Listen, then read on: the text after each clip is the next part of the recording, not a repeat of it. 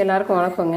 ஒரு சிஸ்டர் கமெண்ட்டில் கேட்டிருந்தாங்க, எதுக்கு இவ்வளோ தண்ணியாக கொடுக்குறீங்க, அவங்க பசங்களாம் குடிக்க மாட்டாங்களாம், இதுங்க குடிக்குதுங்களே அப்படின்னு சொல்லி கேட்டாங்க. எதுக்குன்னு கேட்குறாங்க, அதாவது எதுக்கு இவ்வளோ தண்ணியாக கொடுக்குறீங்க அப்படின்னு சொல்லி கேட்டிருந்தாங்க. நான் சொன்னேன், இது வந்து மோர் மாதிரி நான் கொடுக்கணுமா, தயிர் மாதிரி, தயிரை தான் மோராக்கி நான் கொடுக்குறது. இதில் வந்து மருந்து நான் கலக்குவேன். ஹோமியோவில் ஒரு 10-15 மாத்திரை, சின்ன மாத்திரை, இது ஸ்கின் டிசீஸ்க்கான மாத்திரை. இதில் ஒரு 20-25 பேருக்கான மாத்திரை இருக்குது. அவளுக்கு ஒரு 2 வச்சாலும் அதை நான் முனிக்கி வச்சுருப்பேன். நெக்ஸ்ட்டு வந்து ஓசிமம் அப்படிங்கிற நான் அது கொடுக்கணும்.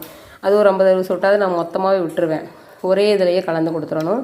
அது போக அகால்பா அப்படின்னு சொல்லிட்டு குப்பைமேனி கலந்து கொடுக்கணும். நெக்ஸ்ட்டு பார்த்திங்கன்னா அது போக வேம்பு கொடுக்கணும்.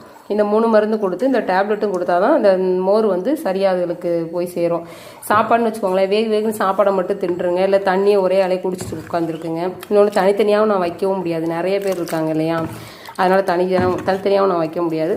மருந்து கலந்து விட்டுருவேன். அதுக்காண்டி தான் நம்ம இந்த மாதிரி கொடுக்குற தண்ணியாக கொடுக்குறது.